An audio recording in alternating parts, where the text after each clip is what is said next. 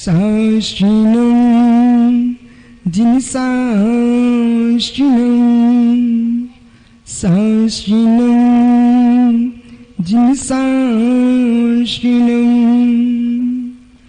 डुरिन्ताडुं डुसिद्धाडुं नमोआइरियाडुं नमोसायाडुं नमोलोयसुसाहुडुं।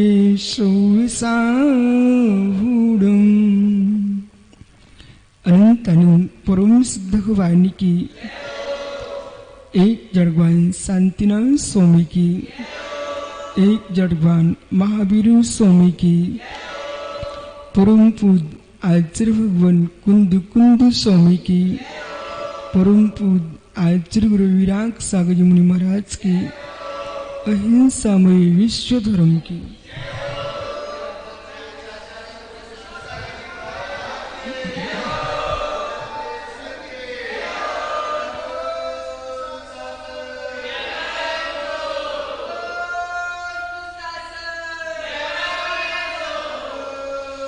बंधु,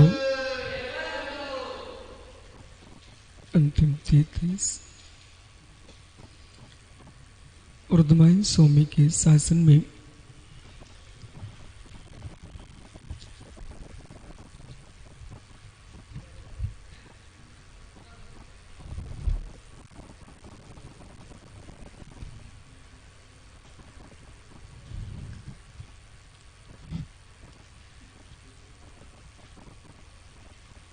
भगवान तीर्थंकर जिनन के शासन में हम सही विराजते हैं। तीर्थंकर जिनन की पीयूष देशना जिनेन्द्रवाड़ी मनुष्यों जगत कल्याणी है। ये सर्वज्ञ शासन नमोस्तु शासन जयवंतो जयवंतो वितराग।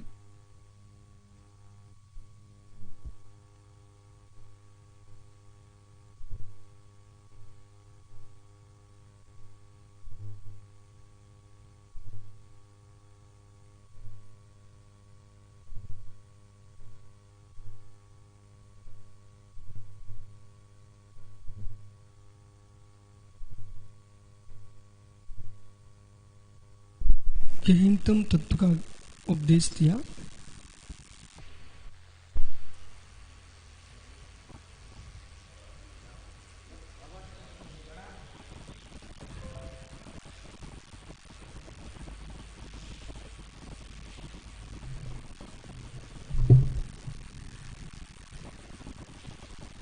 तत्व की गवेषणा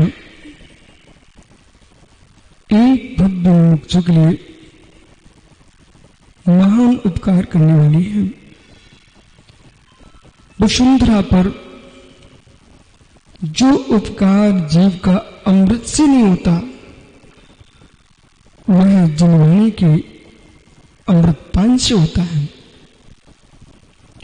देवों के कंठ से अमृत झरता है, लेकिन वे देव भी मरण को प्राप्त होते हैं, परंतु अरहंत की देशना के अमृत पान से जन्म जरा मृत्यु जैसे रोग का नाश होता है। इसलिए आत्म द्रव्य पर जिसकी दृष्टि है, संपूर्ण परद्रव्यों से निरपेक्ष होकर के, संपूर्ण प्रभावों से निरपेक्ष होकर के जो पुरुष मात्र अपने आत्म ध्रुव पर आलंबित होकर के तत्व का चिंतन करता है, वह पुरुष कभी दूसरे पर कुदृष्टि पात नहीं कर सकता। बहुत समय की सुनना, पर दृष्टि कुदृष्टि फेंकना ज्ञानी आपके नेत्रों के द्वारा अस्त्र छोड़ने के तुल्य है। जैसे कोई पुरुष दूसरे का विघात करने के लिए अस्त्र शस्त्र का उपयोग करता है, ऐसे अज्ञानी जीव अपने नेत्रों की कुदृष्टि से दूसरे के हृदय को विदीर्ण करता है। उपादान पर दृष्टि न होने के कारण निमित्तों को मात्र दोष देता है। उपादान पर दृष्टि न होने के कारण निमित्तों में मात्र दोष खोजता है। अशुभ कार्य भी तुम्हारे द्वारा हो रहा है, वो आपका ही उपादान है। शुभ कार्य हो रहा है, वो आपका ही उपादान है, लेकिन आप कभी शुभ कार्य में दूसरे को उपादान बना लेते हो, कभी अशुभ कार्य में दूसरे को उपादान बना लेते हो। ये दूसरे को उपादान बनाना, ये तुम्हारे उपादान की ही कमजोरी है। निमित्त बनाना एक प्रकार का ज्ञानी है, और महाज्ञानी कि अपने कार्य में दूसरे को उपादान मान के बैठ जाता हो, तो महाज्ञानी की पहचान है। कुभाव का जन्म, पंडित साहब, कुभाव का जन्म स्वभाव में होता है, प्रभाव में नहीं होता। स्वभाव में होता है, प्रभाव में नहीं होता। कुभाव का जन्म, इस शब्द पर ध्यान दीजिए। कुभाव का जन्म स्वभाव में होता है, प्रभाव में नहीं होता है। स्वभाव में होता है, प्रभाव में नहीं होता है। कुभाव का जन्म स्वभाव में होता है, प्रभाव में नहीं होता है। यानी समझो मैं क्या बोल रहा हूं। कुभाव का जन्म स्वभाव में होता है। आपके आत्मा के अंदर खोटे परिणाम चल रहे हैं, आप कसायिक भाव से ग्रसित हैं, असंयम भाव से ग्रसित है, मिथ्या भाव से ग्रसित है, हीन भाव से ग्रसित है, दीनता से ग्रसित है। ये सारे के सारे कुभाव भाव हैं। ये कुभाव भाव भी तेरे स्वभाव भाव में है। ये तेरा कुभाव भाव विभाव स्वभाव है, लेकिन पर भाव में मेरा कुभाव भी नहीं होता है। समझ में आया कुछ? पर भाव में मेरा कुभाव भी नहीं होता है। भाव यानी परिणाम, भाव यानी पदार्थ, भाव यानी परिणाम, भाव यानी पदार्थ।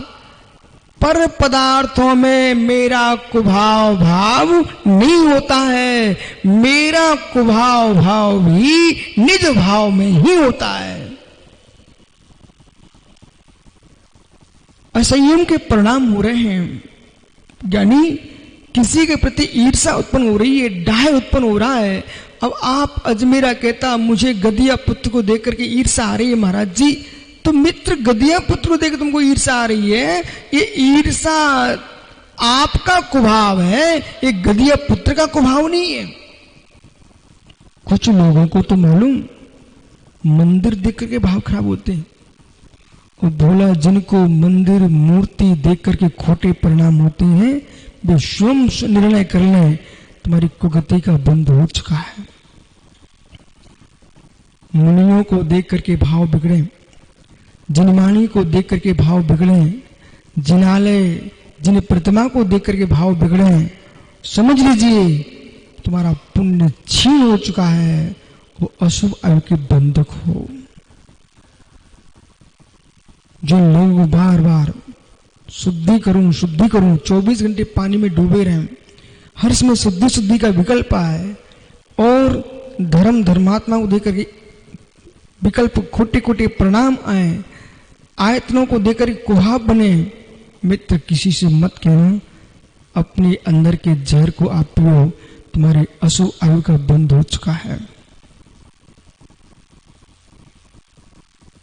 अशुभ आयु का बंध हो चुका है, अथवा तुम्हारे दिन बदलने वाले हैं। धन धान्य से संपन्न होने पर भी परिणामों की धारा बिगड़ चुकी है। मित्र विश्वास रखना, तुम्हारे दिन बिगड़ने वाले हैं। हो जिस दरिद्री के पास फूटी कोड़ी ना हो, ऐसा पुरुष विचार कर रहा है मुझे गजरत महोत्सव कराना है, पंचांग में प्रतिष्ठा कराना है, मुनियों के आहार दान करना है, ग्रंथों का प्रकाशन करके जिनालय जिनालय में विराजमान करना है। ऐसे परिणाम किसी गरीब के चल रहे हूं, मित्र उसे कह देना बेटा तू मुस्कुरा मुस्कुरा, तेरे पुण्य का उदय सामने आने वाला है। परंतु विशेष विषय, जैसे अचानक कोई यात्रा को जा रहा है, अचानक यात्रा को जा रहा है, उसको भरा घट पानी का दिख जाए, प्रशस्त माना जाता है, शुभ माना जाता है। पर कोई व्यक्ति यात्रा को जा रहा है, वो स्वयं कह रहा है कि तुम घड़ा लेके आगे निकल जाओ, उसका फल नहीं होगा, उसका फल नहीं होगा। बिना किसी के कहे बिना सहज ही अचानक निकल पड़े। इसी प्रकार से आपके अंदर से दो विषय चल रहे। बोला एक वो पुरुष है पीयूष, जिसने प्रवचन सुन लिए तो सोच रहा मैं पूजा करूं, मैं पाठ करूं, ये अलग विषय। न प्रवचन सुने, अचानक अंदर से ऐसे भाव मर रहे हैं, मैं गुरुओं को दान दूं, उनके कर पात पर प्राशुक निर्दोष ग्रास रखूं। ओह, अब तेरे लिए हजारों ग्रास मिलने वाले हैं।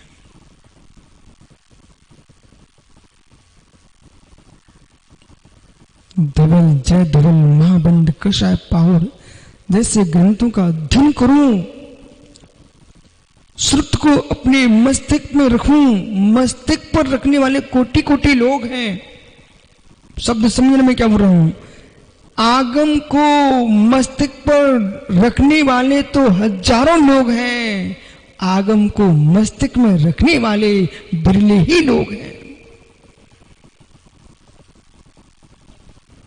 जब तक मस्तिष्क में नहीं जा रहा है तब तक बेटा मस्तिष्क पे ही रखते रहो। इसी प्रकार से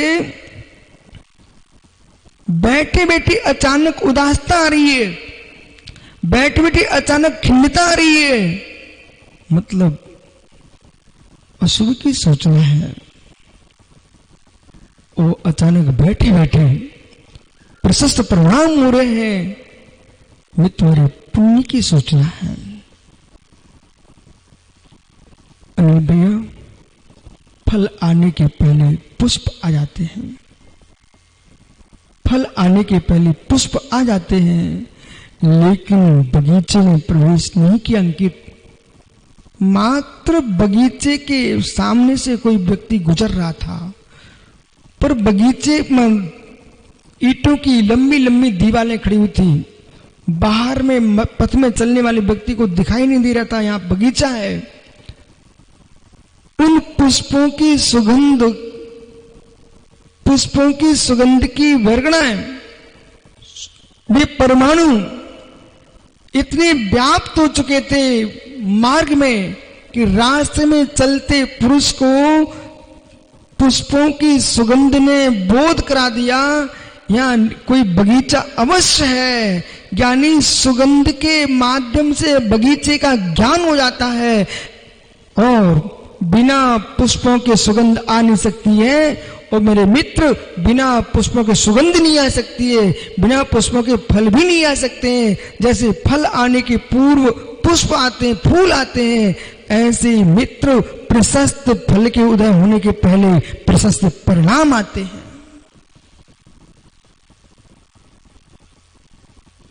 प्रसन्न हो, गदगद हो, मुस्काइए। किस बात पर? यदि ज्ञानी आपके भीतर सहज ही परिणाम उत्पन्न हो रहा है, मुझे तो धर्म कार्य करना है, बस समझ लीजिए तुम्हारा तीव्र पुण्य का उदय सामने आके खड़ा हुआ है। वे पुण्य क्षीण लोग हैं, श्री संपन्न होने पर भी श्री जी से दूर भाग रहे हैं। उनके पुण्य क्षीण होने वाले हैं, श्री संपन्न होने पर भी श्री जी से दूर भाग रहे हैं। उनकी श्री मिटने वाली है, वो श्री रहित होने पर भी श्री जी के चरणों में आ रहे हैं। उनके घर में श्री भी दासी बन के आने वाली है। इसलिए ये मत देखो मेरे पास धन है कि नहीं, ये देखो मेरे पास धर्म है कि नहीं।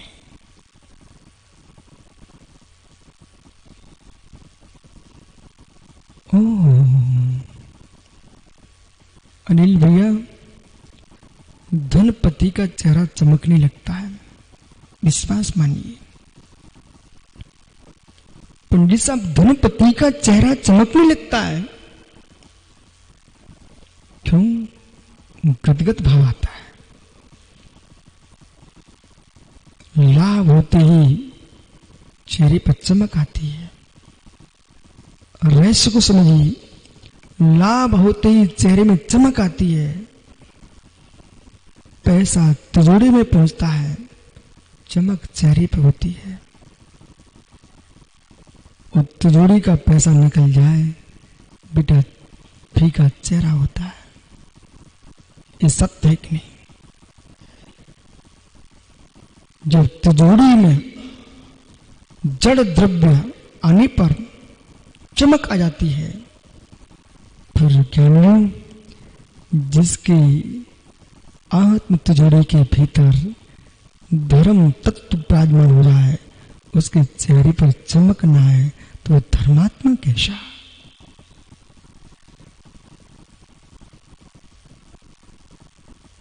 धर्मात्मा के चेहरे फीके हो नहीं सकते, 100% नहीं हो सकते।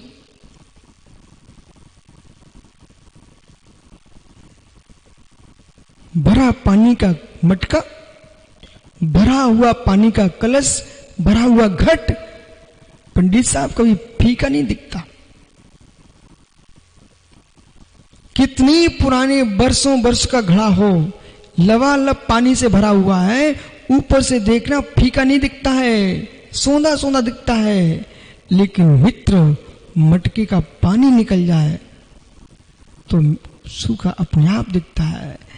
ऐसे ही रूखा सूखा दिखने वाला मटका वही होता है जिसके भीतर पानी नहीं होता है। सूखे चेहरे उनके ही होते हैं जिनके पास धर्म का नीर नहीं होता है। आस्था का नीर भरो, श्रद्धा का नीर भरो, विश्वास का नीर भरो, प्रतीति का नीर भरो, अनुभूति का नीर भरो, आप चमकते मिलोगे। चिंता में सूखता है, चिंता में सूखता है प्राणी, चिंता में सूखता है प्राणी, चिंतन से हरा भरा होता है प्राणी। मानवीयता सीखना चाहते हो, मानवीयता सीखना चाहते हो तो चिंता का तो विलोप कर दो और चिंतन को स्थापित कर लीजिए।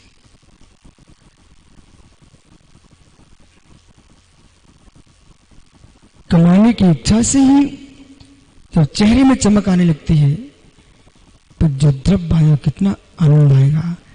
ऐसे ज्ञानी मुनि बनने के परिणाम से ही व्यक्ति का हृदय गदगद हो जाता है और यथार्थ निर्गंत अवस्था को प्राप्त कर चुका है, उसके आनंद का तो कोई पार ही नहीं है। तो पंडित दौलत राम जैसे विद्वान लिखते हैं, यो चिंत निज में थिर भई तिन अकत आनंद हो, इंद्र नांग नरेंद्र अहिमेंद्र की नाई को।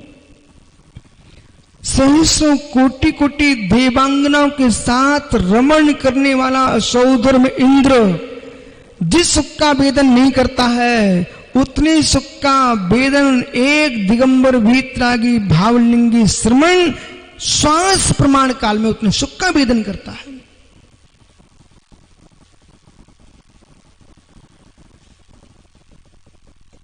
ओहो, विश्व के सुखियों कोई है, विश्व का सुखी कोई प्राणी है धरती पर, विश्व का सुखी कोई प्राणी धरती पर, उसका नाम निष्प्रय स्वाभावी भावलिंगी मुनि है।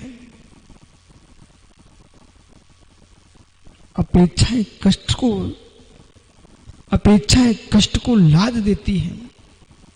साक्षात मित्र डायरी पर नोट कर लेना, अपेक्षाएं दुख से लाद देती हैं, अपेक्षाएं दुख को लाद देती हैं। जैसे कि खच्चर देखा क्या आप लोगों ने? खच्चर खच्चर समझते? खच्चर ईंटें ढोता ना खच्चर, गधे से ज्यादा बलवान होता खच्चर।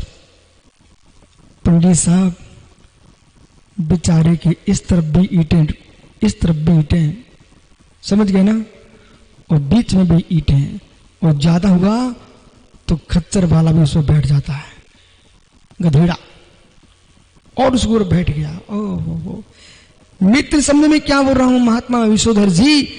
खच्चर को देखा, खच्चर को, खच्चर के ऊपर ईंटें लादी जाती, ईंटें, वजनदार ईंटें, उस पर गधेड़ा और बैठ जाता है।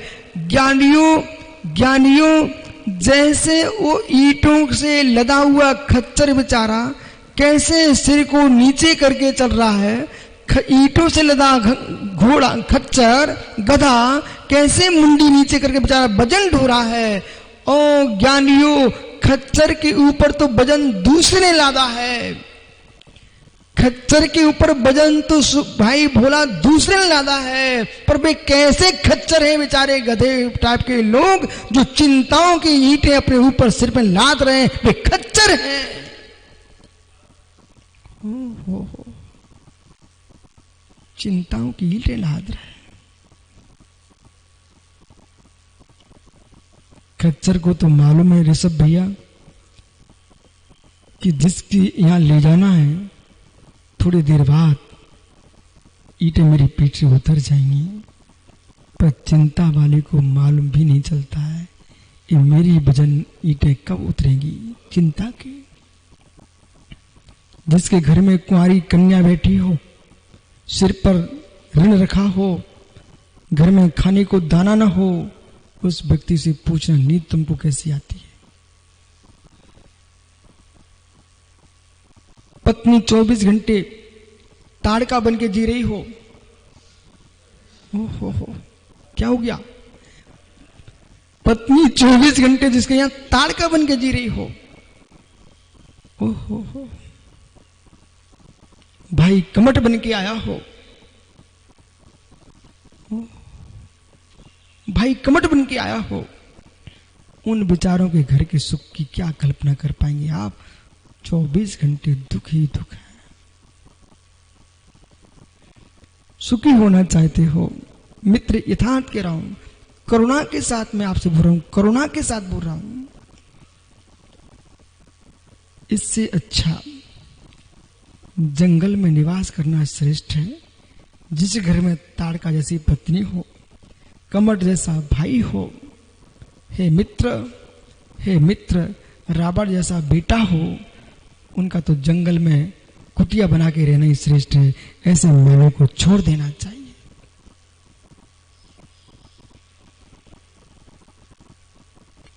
क्यों? धर्म वात्सल में जीवन हो, जगह जगह जय जनेन्द्र से तुम्हारा स्वागत होता हो, और लोग मालाएं नहीं वात्सल्य की मालाएं अपना रहे हो आपके लिए, और श्रद्धा की आंसुओं से तुम्हारे चरण पखार रहे हो। बेटा, ऐसे घर में तुमको जाना भी हो तो एक दिन और रुक जाना, और रुक जाना।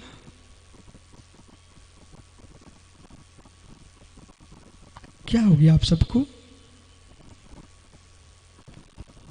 व्यवहार से बोलूं पीयूष तो शांत हो जाते आप लोग, निश्चय नए से बोलूं तो शांत हो जाते। आखिर बात क्या है?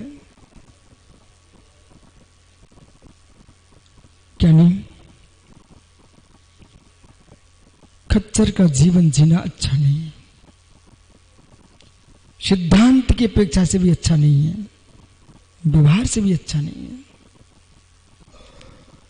प्रति गुलिस्तान वृत्ति का स्वभाव खच्चर जैसा होता है, सिद्धांत अपेक्षा।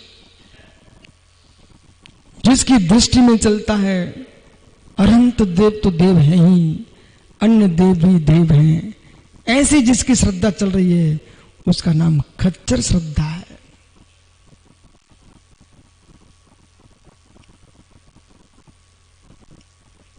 मिश्र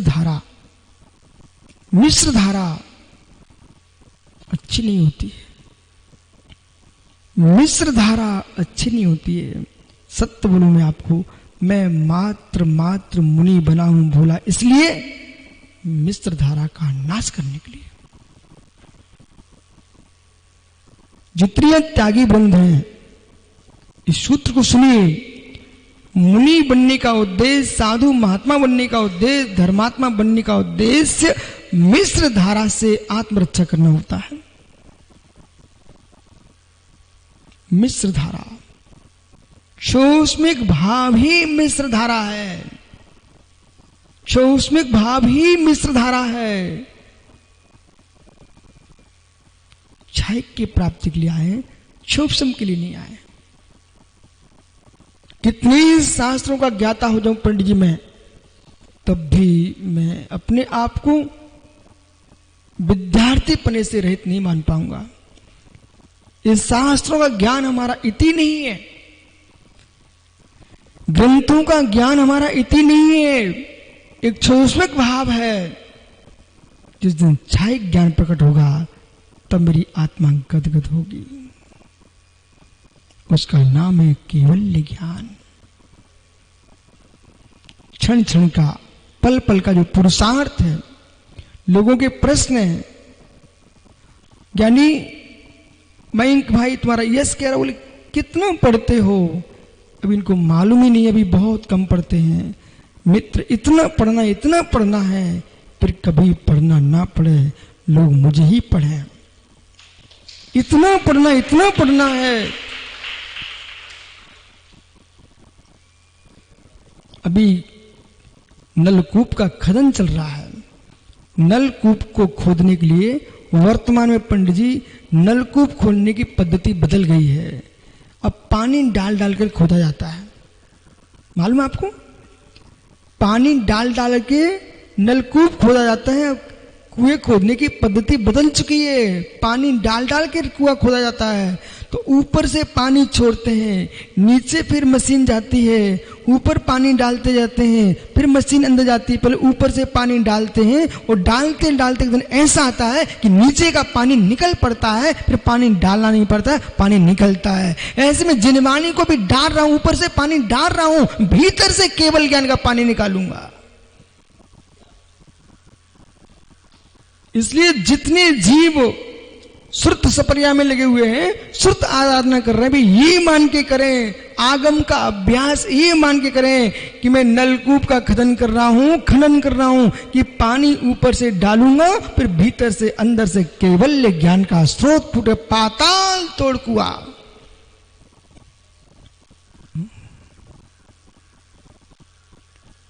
परंतु चिंताओं के भजन को मत ला दो।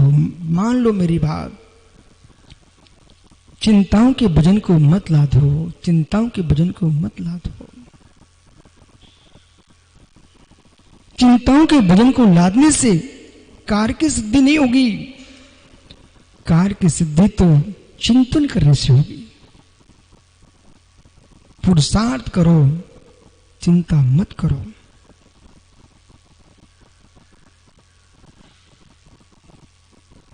कुछ काम नहीं है आपके पास तो मित्र, चिंता करने से भी तो नहीं हो सकता ना।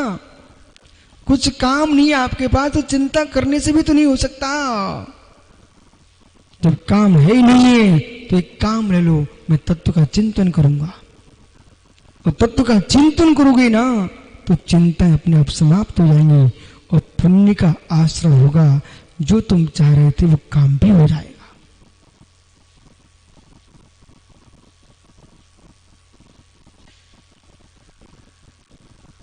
चिंता करने वाले घोर पापी लोग होते हैं। बुरा तो नहीं लगा आप लोगों को? और लगे भी तो मुझे कोई चिंता नहीं है, क्योंकि चिंता का निषेध कर रहा हूं मैं। चिंता करने वाले बेटा यस घोर पापी लोग रहते हैं। मतलब क्या हुआ स्वामी? मतलब ये है सुंदर सुहावना चेहरा चिंता के द्वारा फीका पड़ जाता है। चिंत्य नस्ते ज्ञानम, चिंता से ज्ञान का नाश होता है। चिंत्य नस्ते बलम, चिंता से बल क्षय होता है, नाश को प्राप्त होता है। चिंता नस्ते बुद्धिर, चिंता से अनिल भैया बुद्धि का नाश होता है। व्याधिर भवती चिंत्या, संसार की जितनी व्याधियां रोग हैं सारे घेर लेते हैं चिंताशील को। चिंता मत कीजिए, सार का बोध होना चाहिए। क्या चिंता करने से कोई कार्य की सफलता आप हासिल कभी कर पाए क्या? जब नहीं कर पाए तो पर सापेक्षता का त्याग कर दीजिए। चिंताएं जब भी आएंगी, आगमिक दृष्टि समझिए, चिंताएं जब भी आएंगी पर सापेक्षता से आएंगी। सो सापेक्षता में चिंता नाम की वस्तु ही नहीं है। ऋषभ भैया, मित्र कषाय पाहुड़ जैसे महान ग्रंथ में भगवत गुरुधर नंदी स्वामी ने पेट दोष की व्याख्या की है। किसकी? पेट दोष की व्याख्या की। पेट दोष का मतलब होता है राग देश। संपूर्ण जगत में, जो भी जगत में पेट दोष चल रहा है, राग देश चल रहा है, ये पर सापेक्षता में है। पर निरपेक्षता में राग देश नाम की कोई वस्तु ही नहीं है। ज्ञानी, जितनी बल्ब जलते तुमको दिख रहे हैं, युवाओं बेटा ऋण से जल रहे कि धन से जल रहे हैं? जितनी लाइट तुमको जलते दिख रही है, ये ऋण से जल रही है कि धन से जल रही है? नहीं बता पाओगे। धन से जल रही है। ऋण को हटा दो फिर। हे मित्र, ऋणात्मक धनात्मक जब दोनों वायर साथ रहेंगे तभी लाइट में प्रकाश होता है। ज्ञानी, ओ हीटर जलता है ऋणात्मक धनात्मक से। हीटर जलता है गुन्नू भाई ऋणात्मक धनात्मक से। बेटा आग लगती है हीटर में ऋणात्मक धनात्मक से। इसी प्रकार से जगत में पंडित साहब ऋण धन में एक दूसरे को निरपेक्ष कर दीजिए, हीटर जलते नहीं मिलेगा आपको। ऐसे राग देश को आप दूर कर दीजिए, पर को ऊपर से निरपेक्ष हो जाइए, तुम्हारे भीतर राग देश की आग नहीं जलेगी। इसलिए जो व्यक्ति यूं कहते 24 घंटे की आत्मन ने मेरे साथ दुर्व्यवहार किया है, पर सत्य है, ये तुम्हारी पर सापेक्षता की दृष्टि है। पर निरपेक्ष दृष्टि बना के आप चलते तो आपने कितना बहुमूल्य समय पीयूष इस बात में सोचने में लगा दिया कि संजय भोपाली मेरे बारे में क्या सोच रहा है। पर वो तो बेचारा अपनी थकान दूर कर रहा था, पर तुम यही सोचने बैठ गए हो कि संजय भोपाली क्या सोच रहा है। मित्र, तुम सोचते सोचते अपनी बुद्धि को भ्रष्ट कर लोगे, परंतु पर सापेक्षता का चिंतन करने वाला कभी स्वस्थ नहीं रह सकता।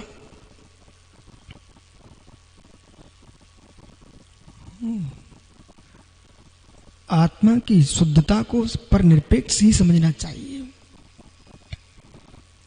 आत्मा की शुद्धता विश्व पर निरपेक्ष ही है।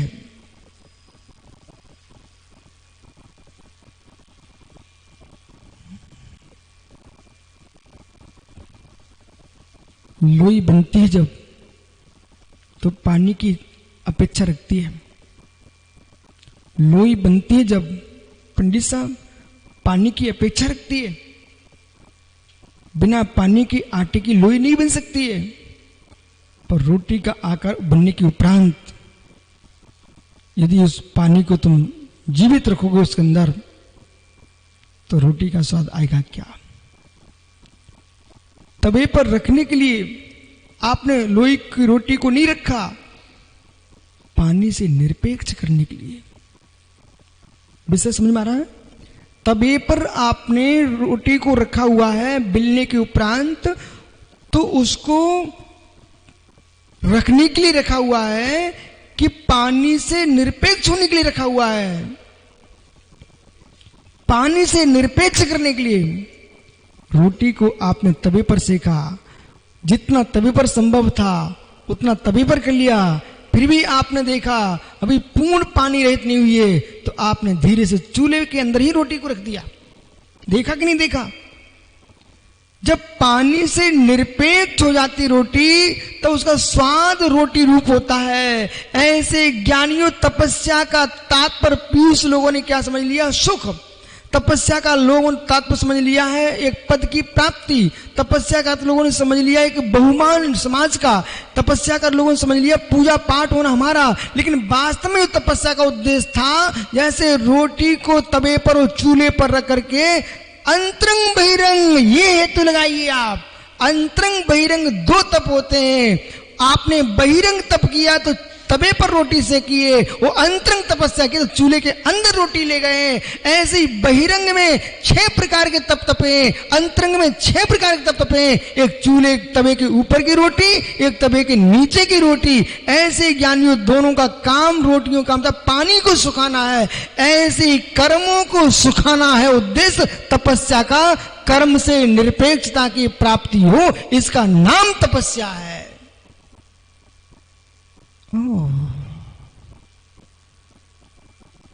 कर्मों से निरपेक्ष होना, कर्मों से निरपेक्ष होना। इसलिए अहो युवा तपस्यो, धरती के देवता निर्गंत श्रमणो, बेटा आज पंचम काल में आपके द्वारा ही तो भारत भूमि शोभायमान हो रही है। आप तपस्वियों के द्वारा ही ये भूतल पवित्र हो रहा है। इसलिए अपनी तप साधना को इतना बढ़ाना कि लोगों की साधु समाज से श्रद्धाएं टूट रही हैं, वे श्रद्धाएं ना टूट पाए। कम से कम तुम दिगंबर श्रमणों के चरणों में इनकी श्रद्धा की श्वास बनी रहे। पीयूष, हृदय की बात बताऊं बेटा आपको, अभी कोरोना चल रहा है। कोई को तीसरे स्टेज पर जब पहुंच जाता है तो फिर भोला क्या उपचार है? कोई को कोरोना तीसरे स्थान पर स्टेज पर पहुंच गया तो फिर पीयूष क्या करते उसके लिए? भगवान भरोसे के पहले भी तो कुछ होता होगा। बस यही तो मुझे सुनना था आपके मुख से, और कुछ नहीं सुनना था। सत्य बता रहा हूं। ये वेंटिलेटर कौन सी बला है? मित्र बस समझना, मित्र बस मुझे इतनी बात अनिल भैया इतना ही समझाना था। देश के सारे धरती के बीतरागी श्रमण यदि मेरी बात को सुन रहे होंगे, उनको भी एक मिनट को सोचना पड़ जाएगा इस बात के लिए। जितने विद्वान सुन रहे होंगे सबको सोचना पड़ेगा। हे मित्र, कोई भी रोग से ग्रसित व्यक्ति होता है और देखते कि यह आपकी भाषा में कि सीरियस हो रहा है तो कहां भेजते हैं? ऑक्सीजन के लिए वेंटिलेटर में भेज देते। भैया श्वासें भर रहे हैं, भैया अब यही सारा है, बच गया तो बच जाए। ऐसे ज्ञानियों इस कलयुग में साधु संतों से लोग परेशान हो गए, रुगने हो रहे हैं। यदि वेंटिलेटर के रूप में श्रद्धा की श्वासें भरने के लिए कोई बचा है, ये दिगंबर साधु है। कम से कम ये मशीन खराब ना हो पाए।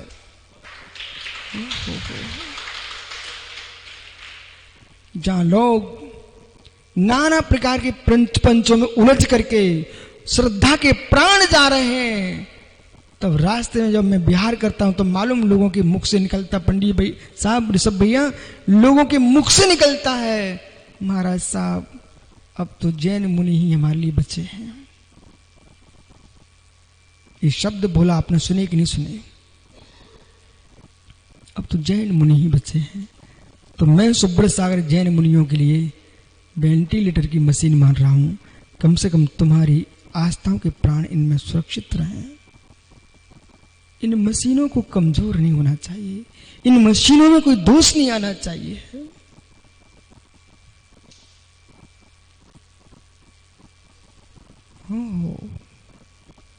पर निरपेक्ष धर्म है, पर निरपेक्ष धर्म है। पर की अपेक्षाओं को देखोगे तुमको निमित्त दिखाई देंगे। इसलिए यहां ग्रंथकर्ता, सूत्रकर्ता, गाता सूत्र में क्या कह रहे हैं? हम स्वभाव भाव भी मेरा ही भाव है और विभाव भाव भी मेरा ही भाव है। रहस्य है। अप्पा कर्ता, अप्पा कर्ता, विकर्ता दृढ़म सहनम या अप्पा मित्तम मित्तम च दुक्पडियम सुपडियो। ओहो, एक गाता सूत्र क्या कह रहा है? गदिया पुत्र सुन बेटा, अप्पा कत्ता आत्मा ही करता है, अप्पा अकत्ता आत्मा ही भुगता है, या अकत्ता करते भुगता, आत्मा ही करता है, आत्मा ही भुगता है। कर्ता यह कर्मणाम भुगता, कर्ता यह कर्माण भुगता तत्फलानाम एवति बहिरंतर उपायाम तेषां मुक्तत्व में भी। हे जीव, आचार्य प्रवर भट्टकलंग स्वामी ने स्वरूप संबोधन जैसे गूढ़ ग्रंथ में लिखा हुआ है, आत्मा जो है कर्ता भी है, आत्मा भुक्ता भी है। कर्ता या भुक्ता कौन है? स्वयं भी, और इन कर्मों को क्षय करने वाला भी आत्मा स्वयं ही है। इसलिए अप्पा कत्ता विकत्ता, आत्मा सुखों का कर्ता, आत्मा दुखों का भुक्ता, सुखों का भुक्ता, सुखों का कर्ता स्वयं ही है। पर को आप निमित्त बनाते हो, पर सत्य है। ज्ञानी ज्ञानी बेटा, आकाश किसी ने चिन्मय के गाल पर चांटा मार दिया। अब वो रजत से कहता, भाई मेरे गाल पर चांटा मार दिया है। बेटा, उसकी बात सुनकर तुम लड़ने मत चले जाना, उससे इतना और पूछना, आपने क्या बोला था? किसी की जीभ चलती है तो किसी के हाथ चलते हैं। मालूम चला कि जीभ मेरी हिली थी, तब गाल पर चांटा पड़ा था। व्यवहार से कहा जाएगा कि दूसरे ने चांटा दिया है, पर सत्य है उस चांटे के निमित्त करता तुम ही हो।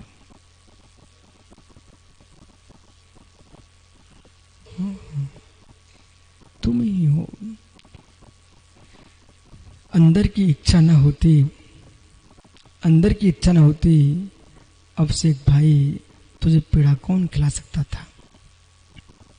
अब तू कमरे में कहता पेड़े में गंध आ रही थी। अरे गंध का पेड़ा, गंदे वाला पेड़ा मुख में ठूसा किसने? गंधेला पेड़ा मुख में रखा किसने? हे मित्र, अब तुम जरूर कह रहे हो कि बिशु ने पेड़ा दे दिया। बिशु थाली में दे सकता था, मुख में किसने रखा? हो सकता है वो मुख में भी तुम्हारे रख देता, लेकिन अंदर गुटका किसने? उसके लिए कोई दूसरा नहीं आएगा ना। मुख में रखा हुआ भी तो निकाल सकता था। ऐसे ज्ञानियों जो अज्ञानी प्राणी अपने किए कर्मों को दोष दूसरे को देते हैं, ये घोर पापी लोग हैं कि अपने आप को साफ दिखाई देने के लिए दूसरे पर दोष मरते हैं। पर ध्रुव सत्य है, स्वयं के कुभावों का कर्ता भी तू ही है, और स्वयं के स्वभाव का कर्ता भी तू ही है।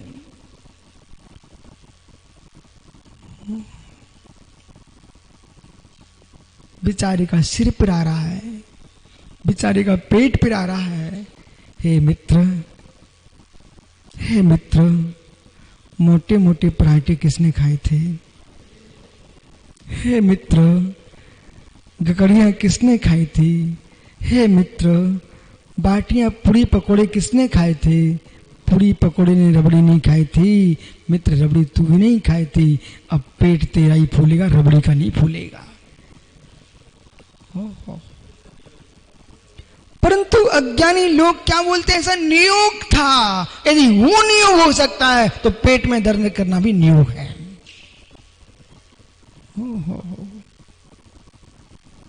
अंदर के राग उत्पन्न हुए बिना द्वेष होता नहीं। अंदर के राग हुए बिना पंडित साहब द्वेष होता नहीं। तेज दोष एक साथ चलते हैं। ये वैशाली का नियोग है भाई, वैशाली का नियोग है। तो कमेटी का पुरुषार्थ भी तो है कि मुनि संघ यहां राजा है। यदि लोग ये कहें देश के कि वैशाली का नियोग है, उन्हें साथ में ये भी कहना पड़ेगा कि तीर्थ क्षेत्र कमेटी का पुरुषार्थ भी तो है। देखो ऋषभ भैया, अजमेरा जैसा अनिल ने कहा था वैसा वैज्ञानिक करते भी दिख रहा है। आपको याद है जब अपन पूर्व में आए थे, एक ज्ञानी बोला महाराज जी आप हमारे वैशाली में रुक जाओ, हम यहीं रहेंगे। तो बहुत सारे लोग तो बोल देते हैं पर वो जीव करते दिख रहा है।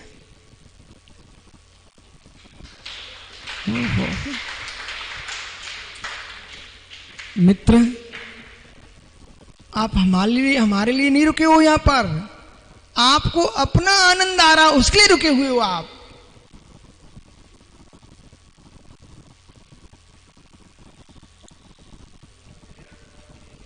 मुनिराज को कष्ट ना हो,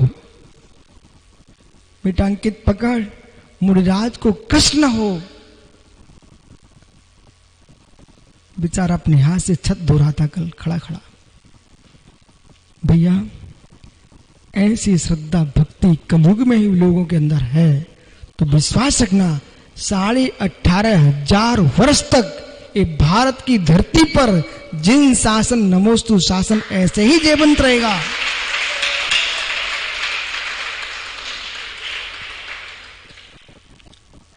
लोग कहते यहां पर कोई घर ही नहीं है, पर मेरे मित्र घर जरूर नहीं है पर घर वालों से रहित है ही कहां ये गांव।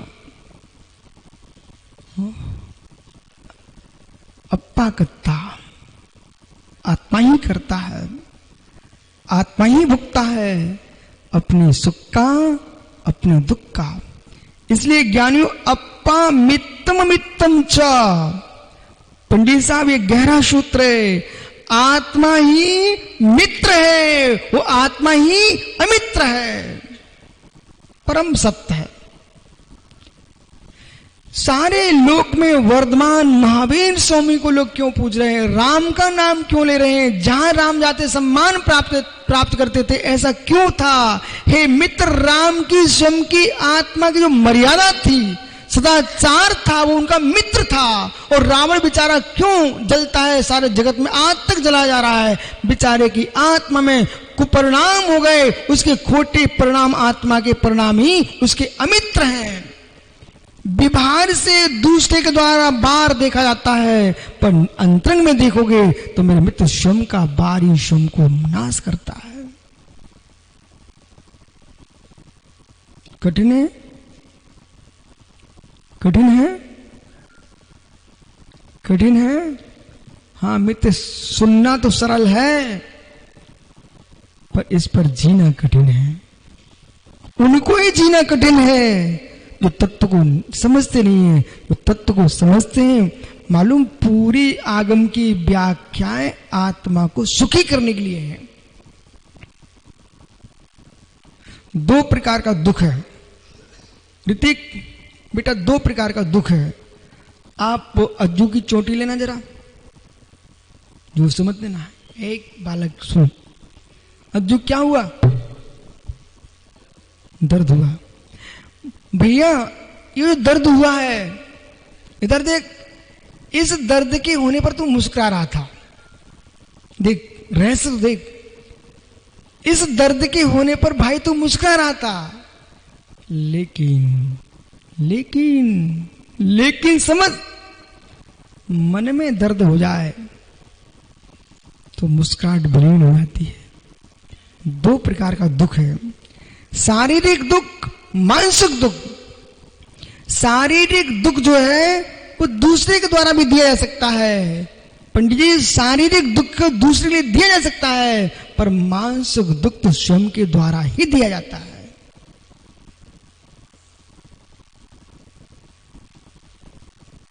माना कि किसी पुरुष ने, अनिल भैया आपको गाली दे दी, हे मित्र गाली दे दी है, एक कानून का विषय था, हो चुका, समाप्त हो गया।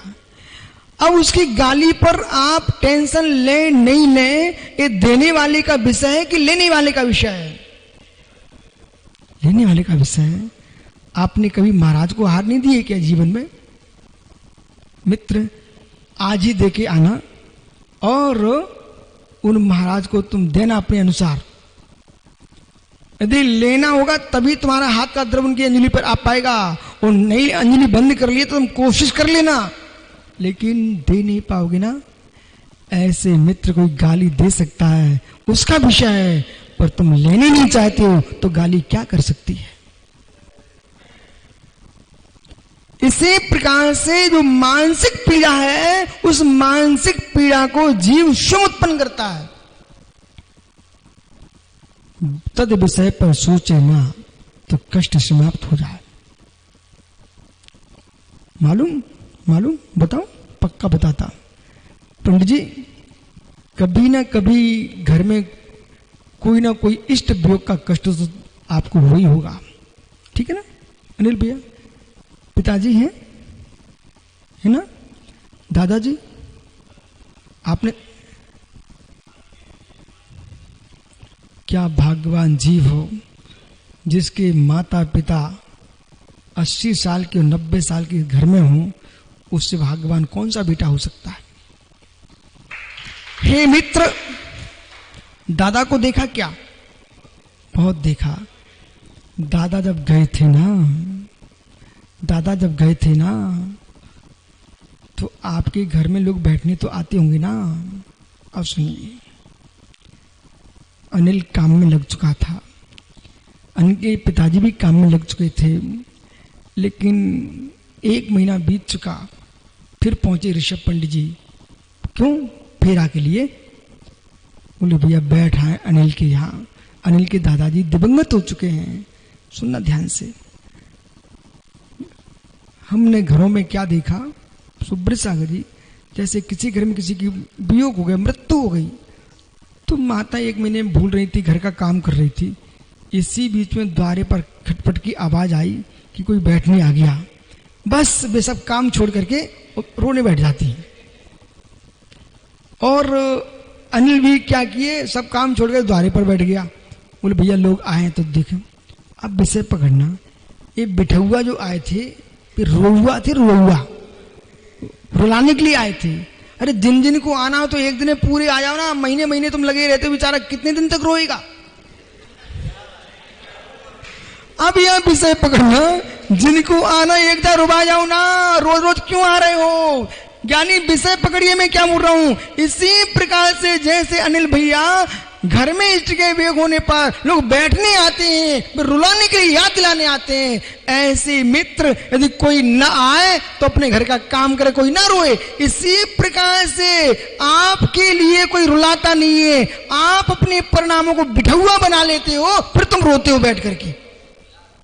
अपने तनाव के परिणामों को, अपने टेंशन को बार बार याद करके बार बार आते हैं। बोले रुलाने आ गया, बोले मर गई थी हमारी विशुद्धि, उस विशुद्धि के लिए ज्ञानी अब रोने आ रहा है तू।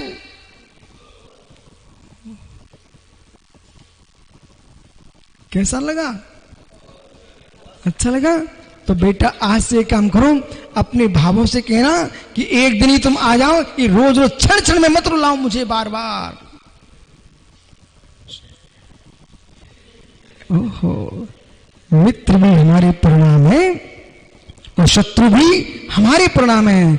दुष्प्रवृत्ति में स्थित आत्मा ही, यानी आत्मा ही शत्रु है। शुभ प्रवृत्ति में तो आत्मा हमारा मित्र है, और खोटी प्रवृत्ति दुष्प्रवृत्ति में तो आत्मा ही शत्रु है। एकपज्ये शत्रु कसाय इंद्रियाणि च जे जुत्तम शाह नायम विहारामि अहम मुड़ी। एकप अभिजिए, अभिजीत एक अपना आत्मा ही, पंडित साहब अभिजित एक अपना आत्मा ही शत्रु है। अभिजित कसाय इंद्रिय का ही शत्रु है। जिसकी कसाय इंद्रियां नहीं जीती गई हैं वही शत्रु है। मुनि, हे मुनि, मैं उन्हें जीत कर यथा न्याय, कितना सुंदर शब्द का प्रयोग किया। जहां न्यायम यथा न्याय विनाशी अहम मुनि। सभी ध्यान दो, सभी मुनियों की तरफ से गाथा है, मैं मुनि हूं।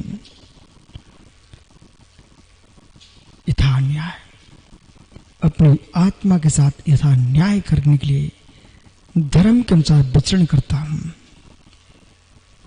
न्यायालय में क्यों जाया जाता है?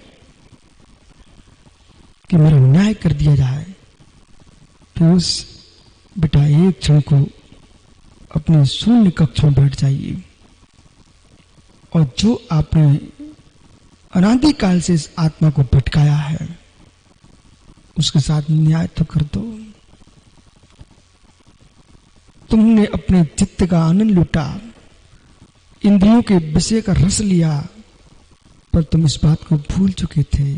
कहूं बुरे लगने तो बात ही नहीं है। हे मित्र, एक पुरुष इंद्रिय सुख भोग के चला जाता है। एक पुरुष, अभी भाई बाहर भागना, विषय को पकड़ना। ऋषभ भैया साहित्य की भाषा में सुनिए, एक कामी पुरुष कामनी के साथ सुख भोग के चला गया, पर वो तो चला गया, पर उस कामनी से पूछना गर्भ धारण करने पर 9 मास तक वजन ढोना और प्रसूति की कष्ट की वेदना कौन सहेगा? हे पुरुष, तू तो कामनी के साथ काम सुख भोग करके चला गया, परंतु 9 गर्भ धारण हो गया और 9 मास तक बच्चे के वजन को ढोना और प्रसूति की पीड़ा को सहन करना, ये उस माँ के लिए, उस स्त्री के लिए है, उसको झेलना पड़ेगा। ऐसे हे मित्र, तत्क्षण का इंद्रिय सुख तो तूने, इस आत्मा ने कसायक भाव को बेद लिया, इंद्रिय के द्वारा, कषायों के द्वारा तत्क्षण के परिणामों ने तो सुख भोग डाला, परंतु जैसे पत्नी को गर्भ धारण में कष्ट झेलना पड़ता है, ऐसे आत्मा को कर्म के गर्भ धारण करने पर कष्ट भोगना पड़ता है। करो तुम भोला, कितने कितने विचार करोगे, कितने कितने पाप कर सकता जीव। बेटा तुम तो पाप परिणाम तो भोग के पुरुष के भांति भग गए, लेकिन आत्म रमणी को कर्मों के भार का गर्भ धारण करना पड़ेगा।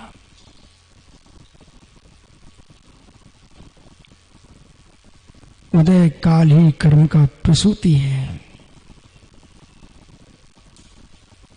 उदय काल ही कर्म की प्रसूति है। उदय काल ही कर्म की प्रसूति है। मुनिराज आचर्या को गए थे, अंतराय आ गया पहली ग्रास पर। महाराज मत करो विकल्प, उदय काल प्रसूति है। जो बंद किया था उन परिणामों से, पुरुष परिणाम थे, भोग स्थानीय पुरुष परिणाम, वे बंद करके आए थे। अब तो जन्म देना पड़ा पत्नी को, आत्मा को उदय में ला करके भोगना पड़ेगा। उदय काल प्रसूति है। इसलिए हे मित्र, बहरम में अहम मुनि, मैं हे मुनि उन्हें जीत करके था न्याय धर्म का आचरण करता हूं। मैं जाओ अपने घर। कल पर आओगी क्या? नहीं, पर्याय तो पुनः चर्चा करूंगा, लेकिन आज जरूर चिंतन करना, जरूर चिंतन करना। मेरा बाहर कोई शत्रु नहीं है, या बाहर कोई मित्र भी नहीं है।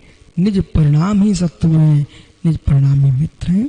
आत्मा स्वभावं परिभावम्, आत्मा स्वभावं परिभाव। आत्मा का स्वभाव प्रभाव से अत्यंत महावीर स्वामी की